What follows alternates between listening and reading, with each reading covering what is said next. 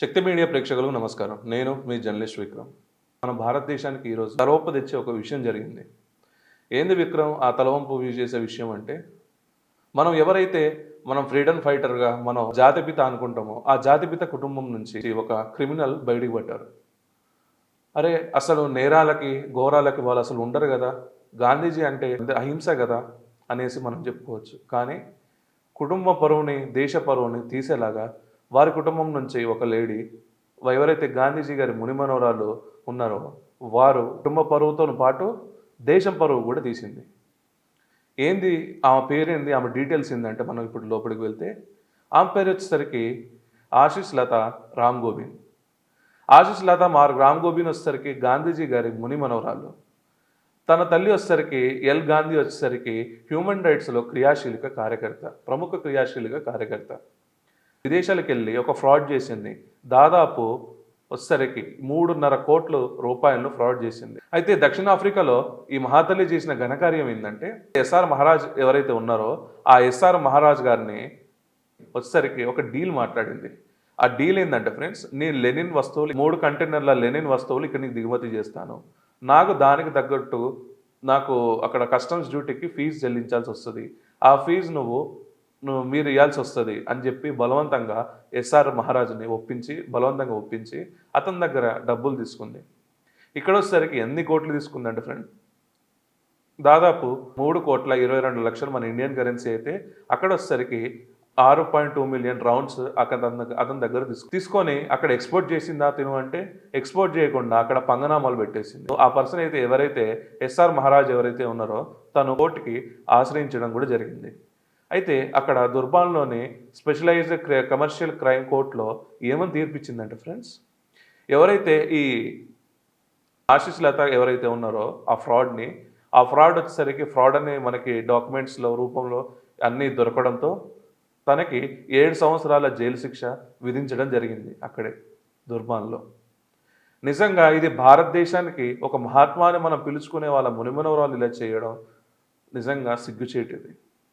ఎందుకంటే ఒక పని చేసే ముందు నీ వెనకాలన్న మీ పెద్దల్ని రెస్పెక్ట్ పోతుందని ఎందుకు ఆలోచించరు వీళ్ళు? ఇక్కడ ఎవరైతే బెగ్గర్స్ ఉన్నారో వాళ్ళు కూడా మంచిగా బతుకుతారు వీళ్ళకంటే.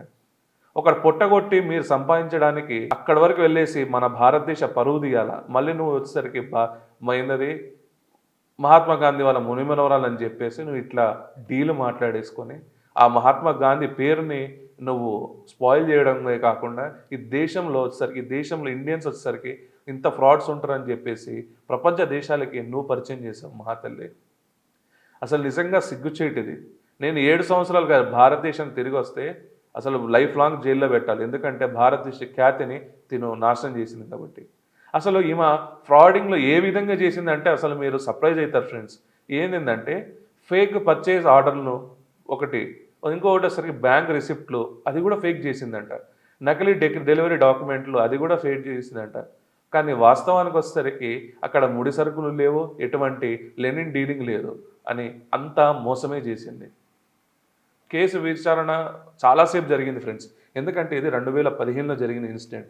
2015లో జరిగిన ఇన్సిడెంట్‌ని ఇప్పుడు దాకా నేను ఇదిగో తెస్తా, అదిగో తెస్తా, ఇదో ఎక్స్‌పోర్ట్ చేస్తా, అది ఎక్స్‌పోర్ట్ చేస్తా అని చెప్పి టైం పాస్ చేస్తే తీరా చూస్తే అక్కడ ఎటువంటి డీలింగ్ లేదని చెప్పేసి క్లారిటీగా అర్థమైపోయింది. సో, ఈ సమన్లు అన్నీ వస్తుండడంతో తను అక్కడ మళ్ళీ అరెస్ట్ అవ్వడం జరిగింది. అక్కడి నుంచి సెంటెన్స్ నిన్న జరిగిన తీర్పులో మనం చూసాం 7 ఇయర్స్ జైలు శిక్ష. ఇలాంటి సంఘటన అంటే అసలు మీద మనం కల్లో కూడా మనం ఊహించుకోలేం ఇలాంటి సంఘటనలు.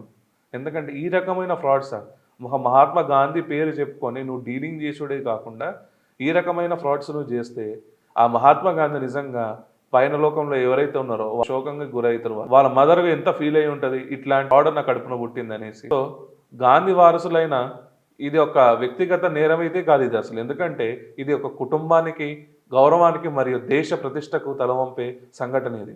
మహాత్మా గాంధీ పేరు వచ్చేసరికి నిజాయితీకి, నైతికతకి మరియు స్వచ్ఛతకి అతని పేరు ఉంటుంది. అలాంటి వారసులు ఇలా మోసానికి పాల్పడడం ప్రతి ఒక్కరిని తీవ్రంగా కలిచివేస్తుంది ఈ సంఘటన అనేది. ఆమె కుటుంబం ఇచ్చిన విలువల్ని అవమానపరిచింది. ఇది మనకు ఒక బుద్ధి. పేరు ఎంత గొప్పదైనా వ్యక్తిగత నడవడికనే ముఖ్యం అనేసి మనం కంక్లూడ్ చేస్తున్నాం ఫ్రెండ్స్. ఇప్పుడు మీ అభిప్రాయం ఏంటి? అసలు గాంధీజీ పైన నెగెటివ్‌గా మాట్లాడే వాళ్ళకి, మోహన్ దాస్ కరంచంద్ గాంధీ ఎవరైతే ఉన్నారో, అతని మీద నెగెటివ్‌గా మాట్లాడే వారికి ఇదొక అస్త్రంగా మనం భావించవచ్చా? మీరు కామెంట్స్ రూపంలో చెప్పగలరు. అండ్ ఇట్లాంటి ఫ్రాడ్స్ మనకి దేశాన్ని నిజంగా తలవంపుజేస్తున్నారా? అసలు ఇట్లాంటి ఫ్రాడ్స్‌ని భారతదేశం ఎట్లా స్ట్రిక్ట్‌గా యాక్షన్ తీసుకోవాలని జెప్పేసి గూడా మీరు కామెంట్స్‌లో చెప్పగలరు ఫ్రెండ్స్. వీడియోకి సంబంధించిన ఇంకేమైనా ఇన్ఫర్మేషన్ మీకు కావాలంటే కామెంట్ సెక్షన్‌లో కూడా చెప్పగలరు. ఈ వీడియో గాని మీకు నచ్చినట్టయితే friends like, share and comment చేయాల్సిందిగా కోరుకుంటున్నా. మరియు సబ్స్క్రైబ్ చేసి మమ్మల్ని ఇంకా ప్రోత్సహించాలని కోరుకుంటున్నాను. జై హింద్, జై భారత్.